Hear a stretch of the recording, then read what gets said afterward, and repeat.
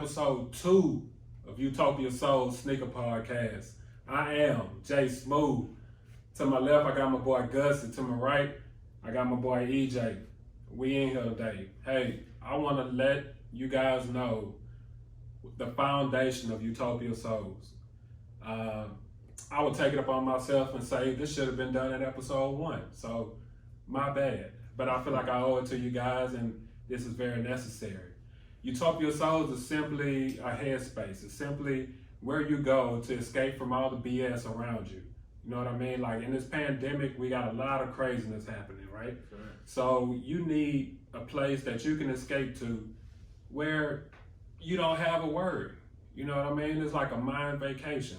So that's what Utopia Soles is. Utopia Soles will allow you to have that type of nostalgic feeling, if you get what I mean, because that's what our passion is shoes. So that's what we allow. We want you to come to our site. We want you to see the different things that we post, and it may give you some type of feeling from when you saw it, similar to a retro back in, 99, 91, 87 even, for the older generation. So that's what Utopia Soles is. We do have a goal. Our goal is to create a community that our content will make connections with. You know what I mean? We also want to bond with like-minded individuals, and we also want to give familiarize our audience, right, with different types of styles, sneaker releases, and sneaker education. So personally, shoes have shaped the way that I see things. For example, when Jordans were released, I would always see like the Roman numerals. You know what I mean? I be honest, we read history books since what, first grade, right? Yeah. I didn't care about no Roman numerals, bro. No. I'm not even gonna sit here and lie to you. But it didn't make sense to me until I saw something that mattered to me with Roman numerals. Exactly. And then that's how I associated the two. Mm-hmm. So those Jordan cards that came in the box, man, I used to take them, post them on the wall, and I had to make sure, you can call it homework, but I had to make sure that I studied that number. Yeah. You know what I mean? Because I didn't want to be the one, I didn't want to be the dummy out there to be like, oh, you mean the Jordan 3s that came out, and then it'd be the 5s or something. You know what I mean? So it's just not to seem like a dummy. But however, that helped form a type of understanding for me. And that's basically what learning is. Bring it home and make sure you understand it your way. Exactly. You know what I mean? So, also timeline references. That's the way I see different releases from back in the day. So what I mean by that is, if the Jordan, let's say 9, no, let's go 14s for a reason. Jordan 14s released in 1999. I can only tell you that because I know I wanted them. And I know who had them, and I know I didn't have them. You know what I mean? So I remember the grade level I was in because a certain person had them, and I wish I would have had them. So it's just, you can refer back to different things in your mind when you have this strong passion for shoes, right? And Utopia Soles, again, is that type of feeling you get, man. It's just a nostalgic feeling that the previous shoes or shoes that you see, it takes you back to that year, and it may be a good association with you. Sometimes it may be a bad one. However, shoes just overall have a good feeling. Yeah, correct. 2 things. I remember when, I guess I'll say it like this, I see things in shapes and colors. And I spoke on the 14s for a reason, because we're in Houston, Texas. We see exotic cars everywhere, right? Yeah. And just so happened to see a Ferrari on Westheimer, just so you know, that's H-Town, and you know Westheimer if you're from Houston. But anyway, my point is, I saw a Ferrari and it reminded me of these Jordan 14s. And going back to a place like that, man, that's just something that you can't duplicate. You have to have that memory. You have to have that understanding. you have to have that encounter to even take it back that far, if that makes sense. Exactly. So the Jordan 14s was special for me because that was one of the first shoes I bought that I thought was cool. I saved up my money. I cut grass all season, man. I was going beg my neighbors, hey, let me cut your grass, $25, $35 at a time. And I was just saving that allowance up until I could get the Jordan 14 Laneys. It was the blue and white with a tad bit of yellow on them, the lows. On my first pair, I figured it was cool shoes, right? And I appreciated them. But the bad part about it though, I didn't know how to dress it. I wore it with the same color yellow that was in the shoes. I wore them with some Adidas shorts.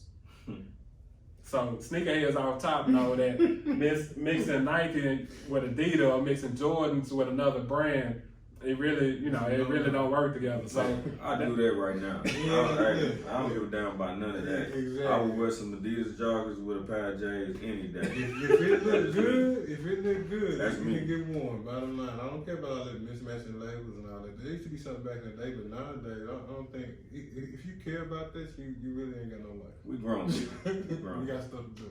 But that's something I care about in the back of my mind. And that's what I did. And I also had the Adidas shirt to go with it. The cool part was that the yellow matched the yellow in the shoes. So that's why I rocked with it. That's what being a sneakerhead to me mean, man. It's just because I'm an artist, I saw things a different way. And that's how I come together and I put things together and it made sense for me. But a sneakerhead has many different definitions, and I'm sure my partner's gonna allow that explanation to enlighten you, and maybe you have your definition as well.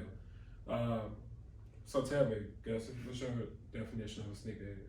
Well, like I said the last episode, man, it goes a long way. Everybody got their own interpretation of what a sneakerhead is. Me, like I said, it goes back to when I couldn't afford it.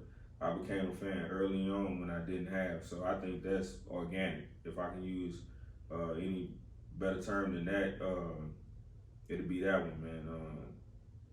I didn't have the money to get it, but I appreciated seeing it in the magazines, on people's feeds. Basketball players, any athlete. And I don't even want to associate with basketball players all the time because people forget that we had football players that were wearing sneakers. Man, Barry Sanders, Junior Seau, Bo Jackson. hold on. You know what I mean? So my first pair of shoes that I can think of vividly, my mother bought for me at Active Athlete were the Bo Jacksons. Long time ago, man. This is back when Active Athlete was this damn big. You know what I mean? Before it was another location over here and over there. That's where it was at. But I remember that time, man. And so I always revert back to the old days when I didn't have. I appreciated seeing it. Looking in the Slam magazines in the back of those magazines, like I ain't buy them, but if we was at the grocery store, Fiesta or something, I'm over in the magazine section, flipping through, looking at the in the back. I'm skipping through all them articles. Yeah, I'm going to see what's coming out. You know what I mean? So what was it? The Source magazines and all of that. Yeah, Source, all of that. I was like you said, putting all that shit on my walls. Going back, just admiring. That's what, the admiration formed for me early on. So I feel like what makes me a sneakerhead is the ability to go back in time when I was a kid, and like we have a lot of retros, a lot of things re-releasing and whatnot. Yeah. I remember, some people, they, like you say, they got new terminologies. They like, oh, these are these. Well, I'm like, well, hey, back in my day, we called these something totally different. Correct. So, we both know the shoe, but I know the origin of it, so that's what makes me a sneakerhead, the organic part of it. EJ, introduce yourself. Let them know why you a sneakerhead. I'm gonna hit on some of the same terms y'all just heard from these other two fellas to my left.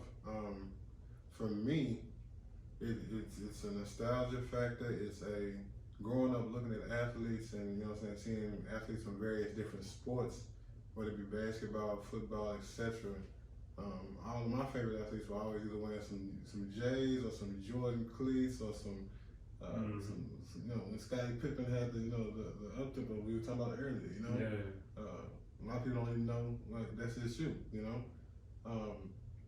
It's just to me, I call myself a sneakerhead simply because I have always correlated my sneakers with my mood. That's just like, you know what I'm saying, just like, you know, other people may associate, you know what I'm saying, how they dress or, you know what I'm saying, whatever with their mood. That's just, you know, always been my thing. A lot of shoes back in the Gap I couldn't afford, and as I got older, obviously, you know, you started going back trying to find those retros that you couldn't afford back in the Gap, and start trying to piece up your, you know what I'm saying, your wardrobe and get your shoe collection together. But for me, I always correlate my shoes with my mood. You can tell what kind of mood I'm in based on the shoes that are on my feet. That's a good point, though. Yeah, I mean that's what being a sneakerhead is for me. I don't buy based off of trends. I don't buy based off of, you know what I'm saying, what's selling that week. I just buy based off of what appeals to me and, you know what I'm saying, my perspective at that point in time. What was your first head turning shoe? Like a shoe you classified as classic right now? Bread for I got from Just for Feet.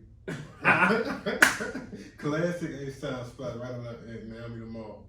But Bread for I got from Just for Feet, man. That was my first pair of J's.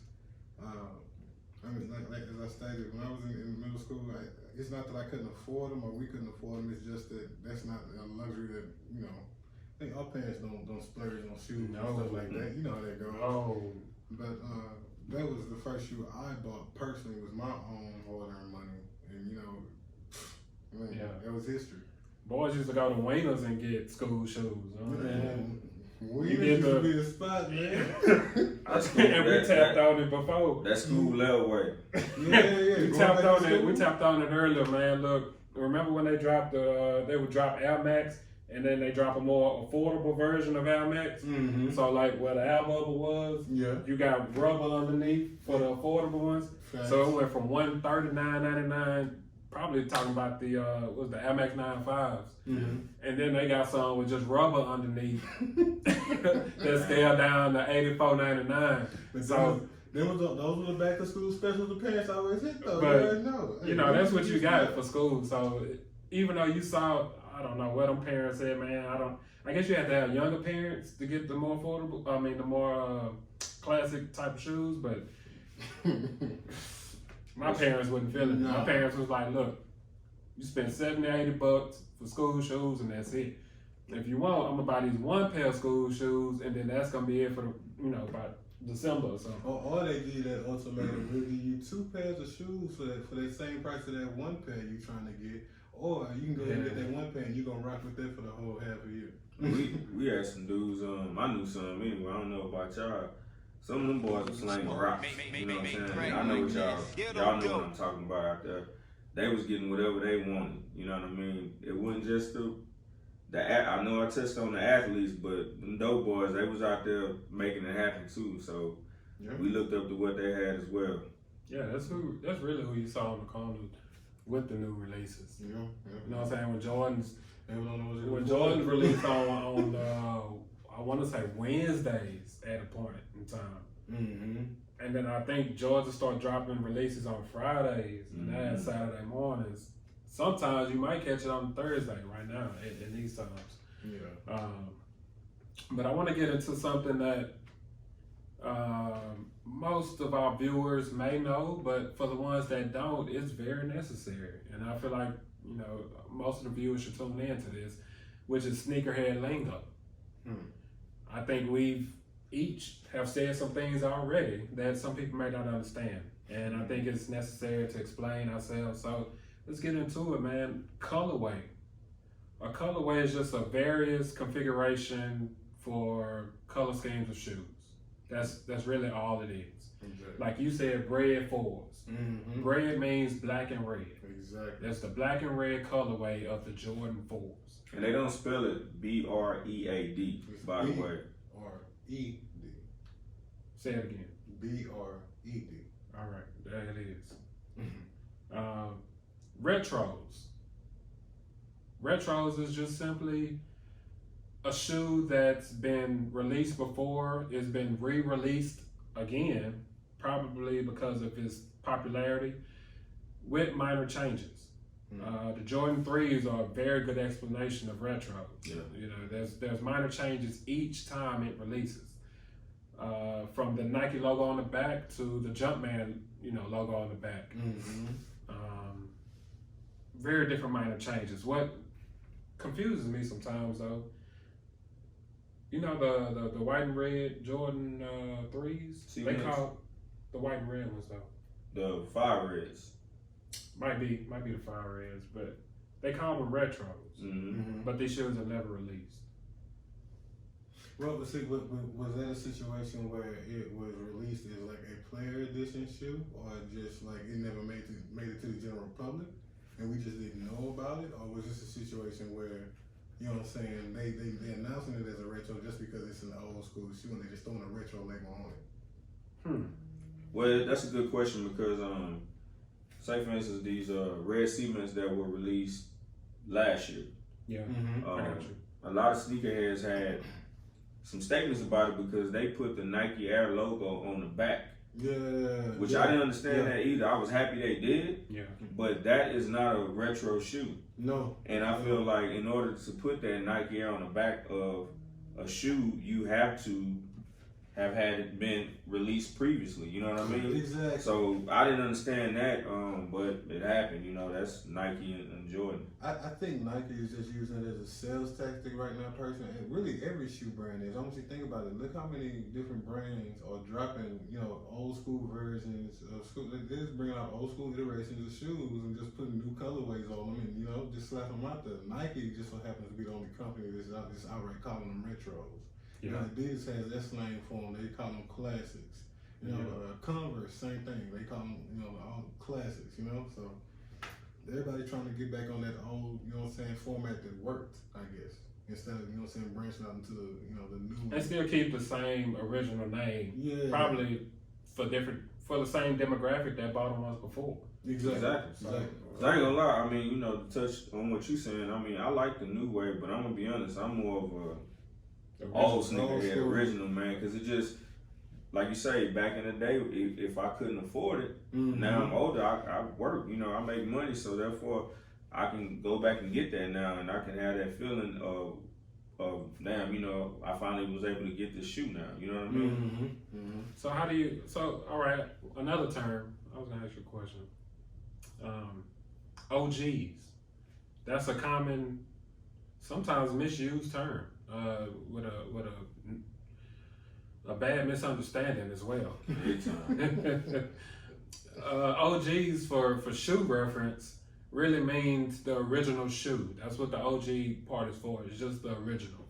The shoe that's been released the first time, and then someone was able to copy it. To purchase it, which cop is actually one of my terms. But OGs, man, have you guys ever purchased some shoes that were OGs, man? And no matter how run down you busted up air bubbles, no matter what you put on, you just kept them just because you knew that there would be a second release, and it was like it makes sense just to keep it no matter how run down they are. Do you have any OGs? Those same birds I was talking about. I still have those in the glove. Yeah. No, I can't wear them obviously for obvious reasons.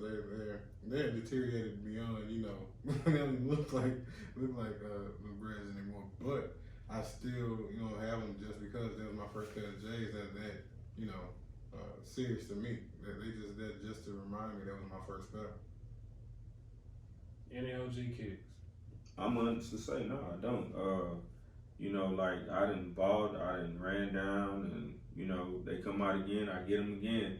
Yeah. Now, of course, Jordan being one of the main ones that always tend to make certain changes on the shoes. So, say for instance, the Bread 6.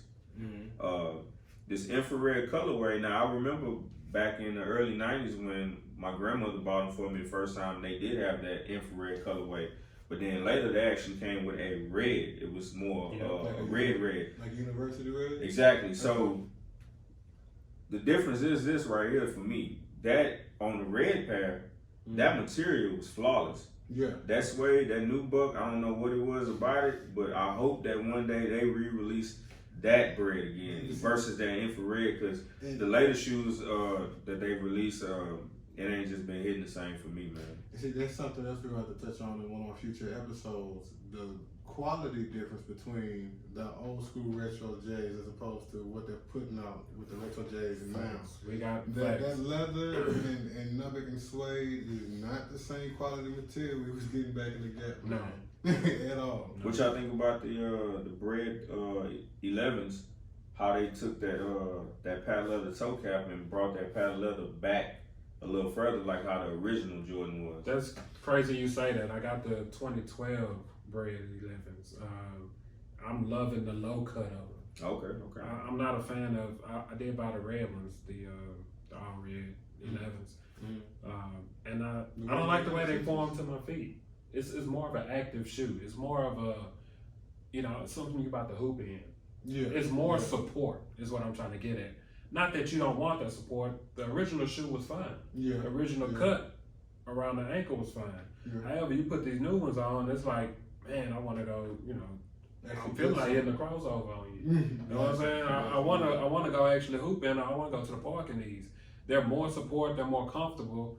However, it don't fit the same if you've had one of the original releases. Gotcha. Yeah. That's Another term would be dead stock. Dead stock is real simple. Dead stock is a condition of a shoe. Dead stock is a shoe that hasn't been worn, maybe tried on. You know what I mean? It comes with the original packing inside the box. If it had anything additional, any accessories, that has to come with it too. The paper don't need to be crumpled up. If I buy a dead stock item, I want it to be like it just left the factory. Exactly. Straight up. It's essentially a shoe that is no longer in circulation, that someone just didn't wear, bought for whatever reason, and just put away in a stock room somewhere. It's essentially it's considered a new shoe. It's just they just put the dead stock label on because it's not circulating anymore. And dead stocks is how resellers are making money.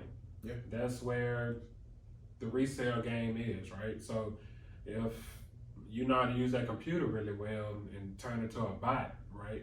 You get you 5-6 pairs of a new release.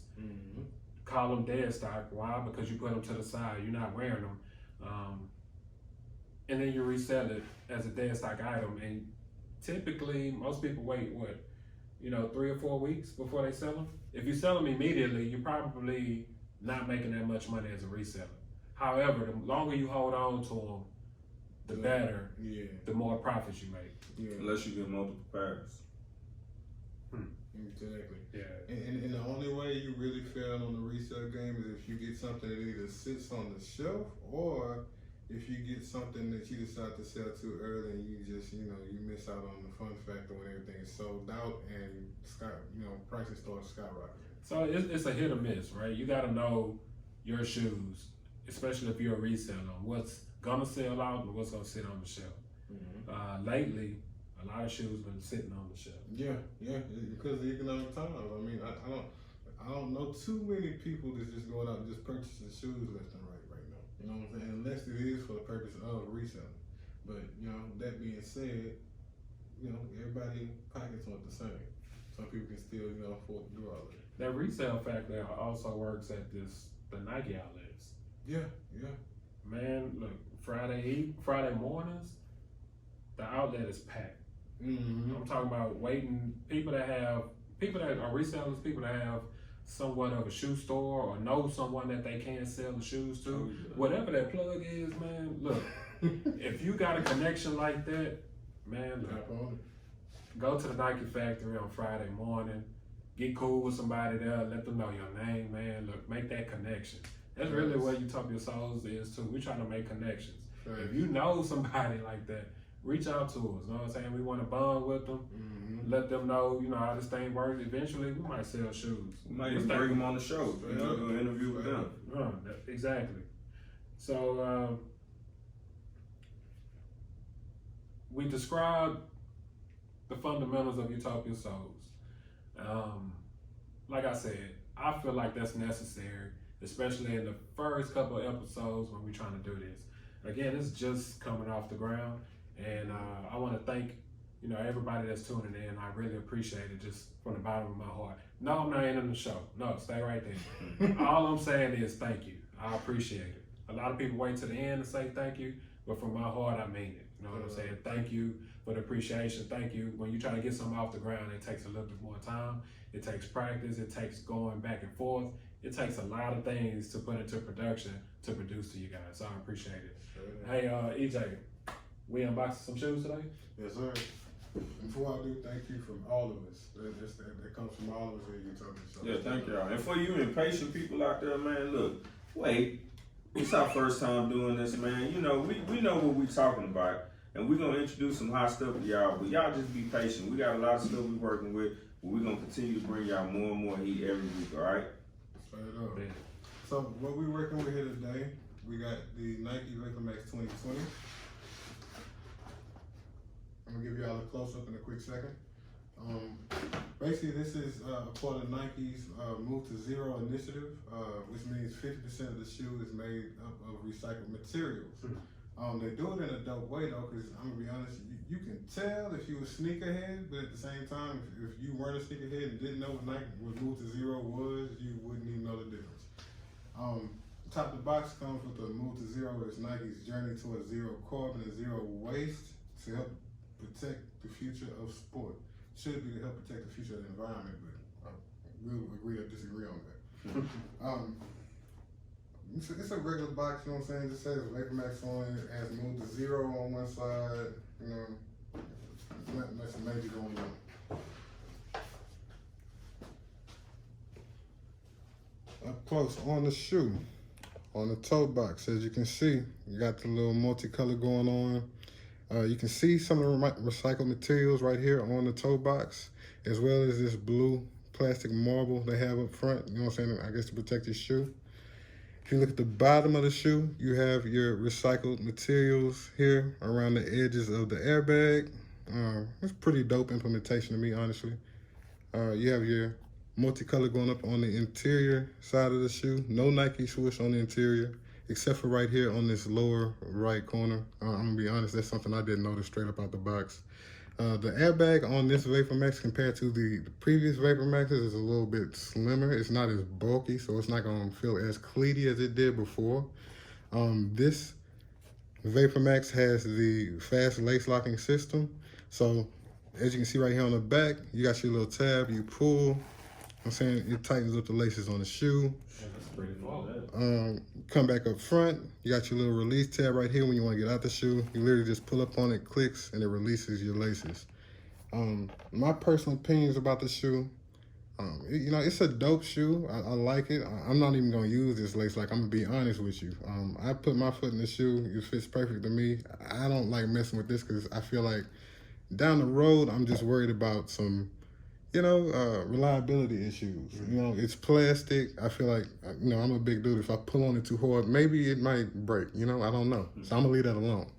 Bottom line, dope shoe all around. I think they do a hell of a job, and they got plenty of colorways coming, you know, soon. But, you know, leave a comment in the description down below and tell us what you think about this shoe. What's the retail price on that, man? These retail for $220.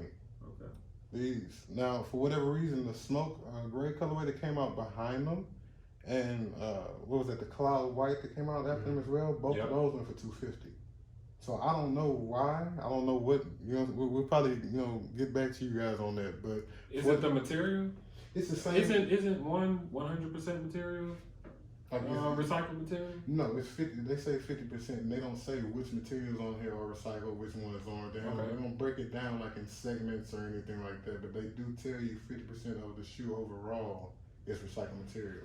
Like, we know for a fact, this airbag down here on the bottom of the shoe, I don't know if y'all can see that. We know for a fact that, you know, you can see the recycled materials right here along these edge, you know, patterns and whatnot. But we know for a fact 50% is recycled. We know for a fact 50% of this Flyknit material that you're seeing on the shoe is recycled. Outside of that, that's all the numbers Nike is giving. So They look really good on women. Flyknit sneakers that I've seen, they look pretty good on women.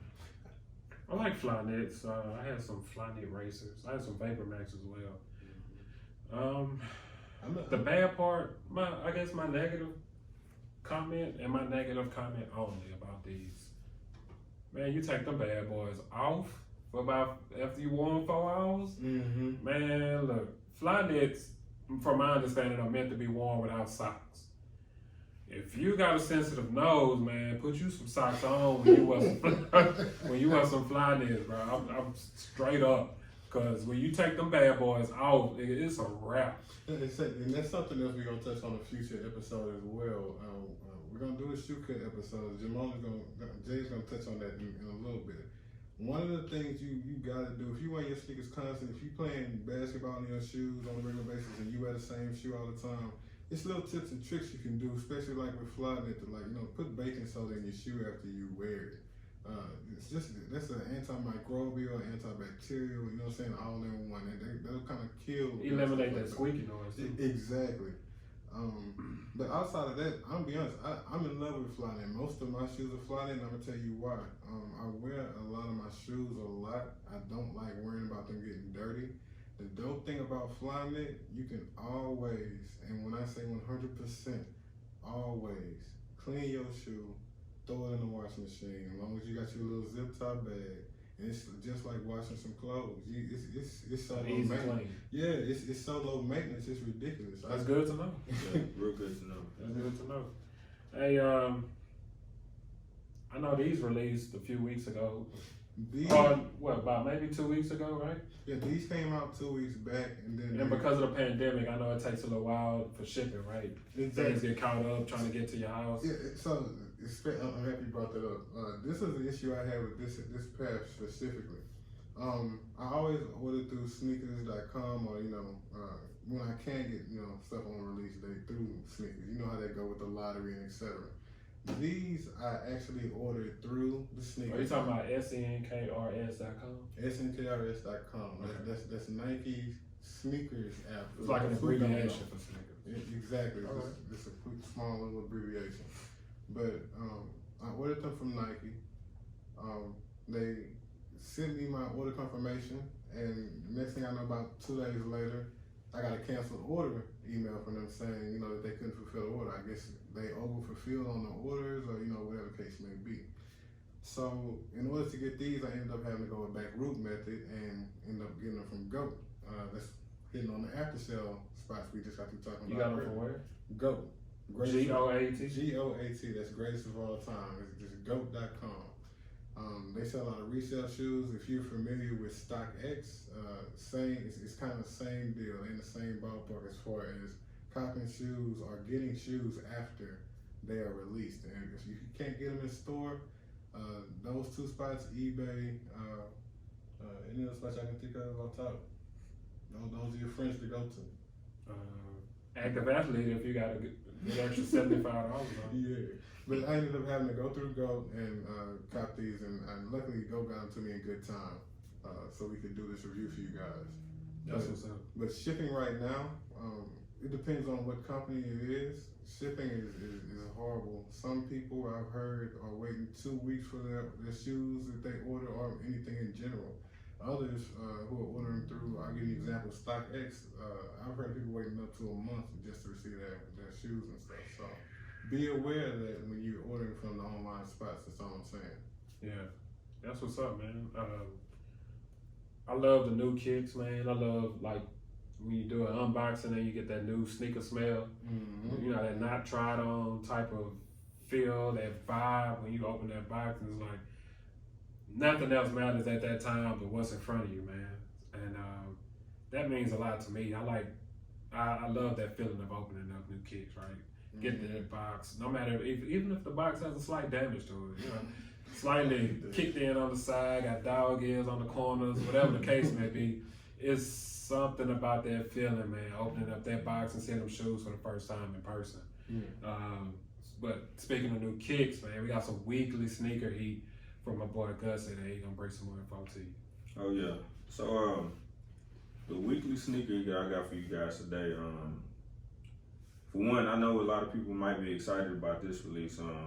The Mocha Jordan 1s, dark Mocha Jordan 1s. The reason why I say a lot of people might be excited about this, I personally feel for those that were not able to either get the Travis Scott ones, Yes. you know what I mean? We all know how, especially you youngsters out there, I know this probably gonna, The hype behind that. man, listen, y'all know y'all love Travis Scott. Y'all buy this man cereal and everything, right?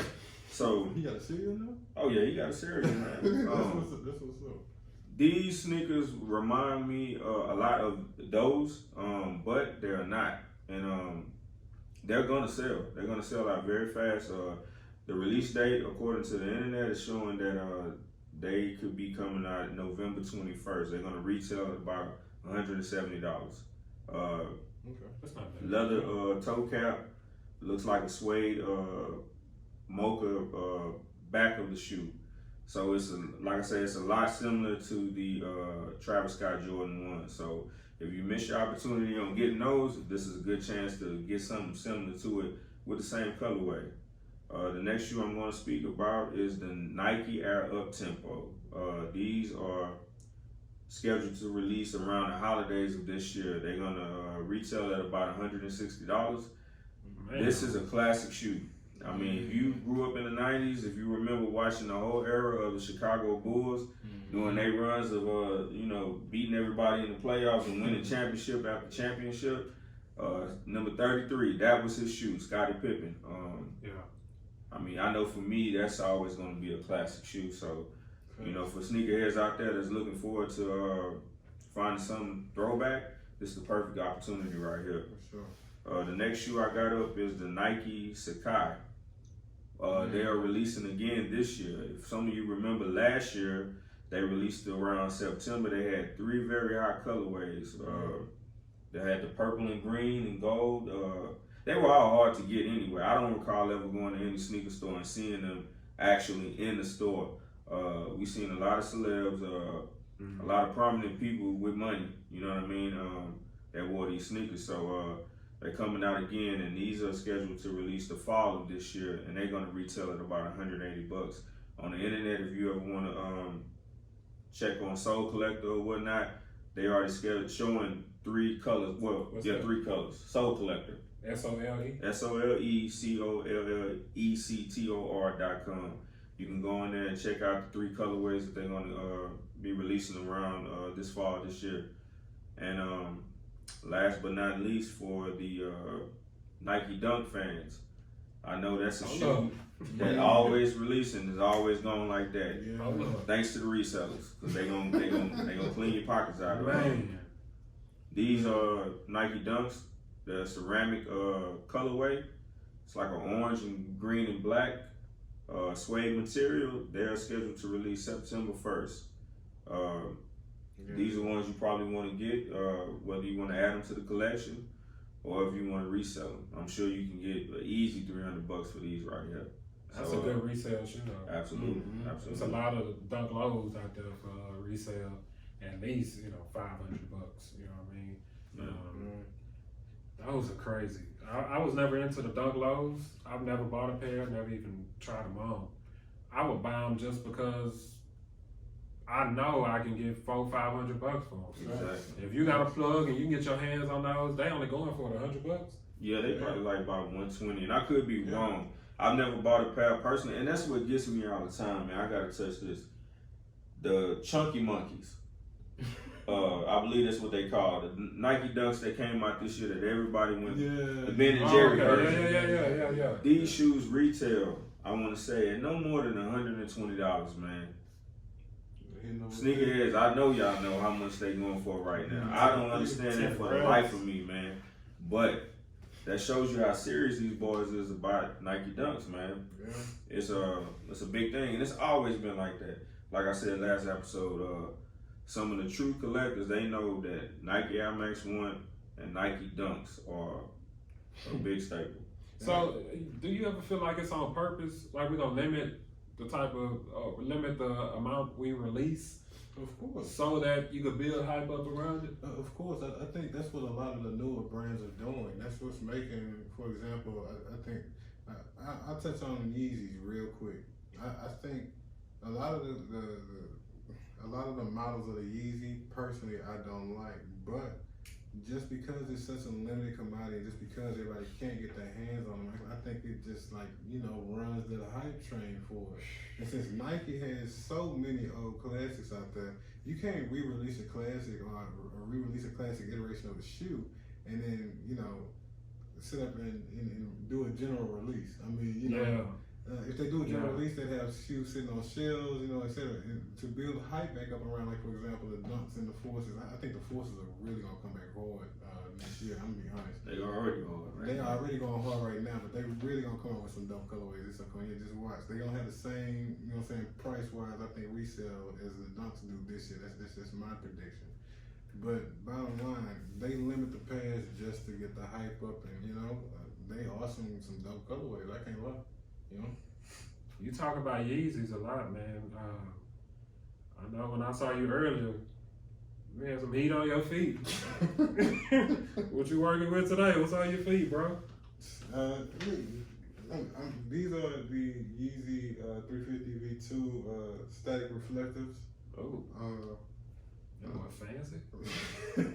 Reflective just mean, I'm gonna be honest, I always go for the reflective model just because they're a little bit more limited, and you sneakerheads out there, you already know what the resale is on that. So not that I would resell any of my Yeezys, I just look up, cop them on, release day somehow, some way through the Adidas app or that Yeezy supply. The Adidas app is, you can either download that to your phone or go to adidas.com on launch day. And Yeezy Supply is yeezysupply.com, YEEZYSUPPLY.com. But they some nice little heat, That's what you're working with. Right now I got on my feet. Can I do a formal introduction? Yeah, go ahead. I shouldn't even approach you like that, cause golly, hey, when you see these fives in person, man, look, the purple on these. Ridiculous. Bro, I'm so mad. I'm so mad I missed out on these. Man. I just had to let you know the excitement behind it, man. Look, all right, do your thing. Yeah, he ain't lying. I'm just being honest. Like, I got a story on my YouTube channel, Gussie Street. You can follow me also on Gussie Street on Instagram. Hey, when I first saw these on the internet, I wasn't a fan of them at all. I thought they were okay. I was like, all right, I'm not really a big Jordan 5 fan anyway. I was out and about at the Nike outlet in Pasadena, looking at Nike t-shirts or something like that. And I saw a dude, man, standing in the corner, and I just see this glow coming off the side. And I'm like, what is that? I look down, and yeah, dude had these on, man, and I mean, that purple was just so vibrant. Like he had an aura around his legs, man, like straight up. And I'm like, I got sick to my stomach. I was like, cause they had already released. I know that they were gonna sell out like that, either hype or whatever. But I was like, I'm fucked up. Yeah, I'm fucked up. Yeah, big time. So, and ironically, my wife, she had already showed me these, and she was like, oh, I like these, and I was like, all right. So now I gotta come home and be like, damn, baby, remember the shoes you talking about? You know what I'm saying? So I got to, searching around. I'm finding resellers on eBay. They not going for nothing under, at the time, about $280. And I'm like, damn. So I'm looking. I bid on the pair. I get up that morning, the pair that I bid on sold. So I'm like, damn. I get on OfferUp. That's a bad feeling, man. For any of y'all out there that's never been on OfferUp, don't sleep on it. I met a guy on OfferUp that morning. I ended up going on there, and he sold me mine for $265 on the dot. Met up with him, picked him up, went on to work. That's just like the commercials. And see, that's another good topic. As far as when you buy something off resale, we talked about this the other day. What limits do y'all have on what y'all are willing to put towards a shoe that y'all are gonna buy from the resale market? Oh, depending on the shoe, depending on the type of brand, or like Nike or Jordan. That's just a personal preference. Yeah. For Air Max 1s, I go hard. And I'm more like a $250, $300 range if I really want them. Yeah. If I really want them. For Jordans, I mean, no lie, I've copped most of the pairs of Jordans that I already wanted from the past that I couldn't afford, you know, as a kid. So some of the colorways I just admire. I don't really go hard on the Jordans like I used to. I'm more of the type of person where I want something different from the rest. Yeah. I'm tired of looking like everybody else. Exactly. So I don't go and spend more money on certain Jordans that I know I can get later. Oh, it's really a game. Exactly. It's a time period. You got to know when to get them. You got to know when to strike. You got to plan for it. So it's all in the mind thing. But I probably wouldn't give no more than an extra $50 for some Jordans, and that's because I really want them. So I was gonna say for me, if it's a general release that I missed on, like for example, Jay-Z was just referencing, I wouldn't pay like maybe if it was that week after, I'm not gonna pay more than $100 over what you know what I'm saying you see at the store. You know? I think that's a good general, you know what I'm saying, rule to go by. Yeah, I'm in the 50+ range, Yeah. depending on what I really like. Speaking of what I really like, I like Air Max 1s, like I said, man. I'm rocking the Air Max 1s today.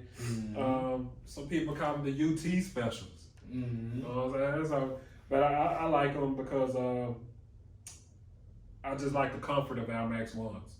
I like my thing was I converted over to Air Max 1s after Jordan because I like sticking with OGs. I like sticking with originality. I like sticking with what made the rest. That's just the type of guy I am. Yeah. And I went back to the Air Max 1s, man, because it's just a classic shoe. The comfort is always there. I never have to worry about quality of shoe. The colorways vary so many different colors, right? How many do I own, man? Sheesh. Good question. You don't count. I'ma say 10 right now. Sneakerheads don't count. Man. I don't count, but we just talking about Air Max 1s. I can think of an easy 10 at the moment, and I'm sure I hid one or two somewhere else. And it's just something man, especially when you ever been shopping, right? And you find a shirt got some different colors on it other than your regular, you know, type of wear that you'll wear. Yeah. So if you used to wearing your black, reds, whites, and blues, but then you find something with a dope green color on it, you gotta be prepared to wear some kicks that go with it. Exactly. And that's my thing, right? So I'll go cop some shoes, store them in the closet maybe, just because eventually I'm gonna wear these. I just gotta find the right outfit, if some people call it outfit, but right shirt, right whatever to wear with it. So that's just been my preference. Yeah. I'm an Air Max 1 kind of guy. I love Air Max. And I'll tell y'all this. I wear Air Max mostly in the spring and summer. I don't convert over to Jordans until winter and fall. I'm the same way. I'm the same way. Really? No, oh yeah. I thought I was so stupid for doing it, but that's just how I've been. And it's not a plan. I don't decide to do it. It's just because of this Texas heat. Exactly. It's always. I only I wear low cut shoes in the summer, in the spring, and then winter come around, then I throw on the Jordans. What I do like about the way I wear my Jordans though, I buy a new pair, right? I'll wear them a day or two, hide them from myself. 10, 11 months later, bring them back out, man, look, you know, and the condition of a shoe is the head turning part. It's not that nobody's ever seen your shoe, it's how you put it together that make people turn their heads. Exactly. Man, what you gonna say? Yeah, I mean, it's a move for me, man. Like, I've had people ask me time and time again, like, what how do you know what shoe you gonna put on for the day? And I'm like, man, you know, my son can vouch for me, all three of my sons. There have been times, bro, I have dressed up, about to go out somewhere, right? And I get down the street in my car. And I'm like, nah, this ain't it. This ain't it. And I'm busting the U-turn, going back, and like, I put the other ones on. Yeah. It's a feeling, you know. That confidence, you know. It's a look good, feel good type, you know what I'm saying, situation. Yeah. All about the vibes, man. That's what really a sneakerhead is. So, Exactly. you guys got anything else? Straight. Thank you for tuning in to episode 2 of Utopia Soles Sneaker Podcast. Again, I'm Jay Smooth, Gustin. EJ. and that's how we rocking today. How about do me a favor? Go tell 2 sneakerheads right now to go follow our page. That's Utopia Soles on Instagram. Utopia, UTOPIA, Utopia Soles at on IG, man. You can see a lot of the things that we post, a lot of things that we like. You may be able to tell who posted what. And the more you watch us, you'll see. Yeah. But I'll wait. Go send them people a text message right now. Go tell your mama. Go tell your dad, your cousin, your brother. Everybody likes sneakers, man. I don't know nobody that don't like them. Whether it be Reebok, Asics, it don't matter. If And we're you going to don't- cover all of them. Exactly. We're going to cover everything for y'all, man. So anybody that y'all get the opportunity to talk to, let them know about this YouTube channel that we got going. And we're going to touch bases on everything. And feel free to hit us up in the comments with any suggestions, anything y'all see that y'all would like us to cover, like for future topics. Anything y'all see that maybe y'all want us to change up with the set or something, or maybe y'all want us, you know what I'm saying? Feel free to, you know what I'm saying, speak your mind in the comments. You know, if you come with something rude, we might not pay attention to you, but if it's positive, you know what I'm saying, information, we will, you know what I'm saying, take a look at it and possibly even respond to you. That's what's up.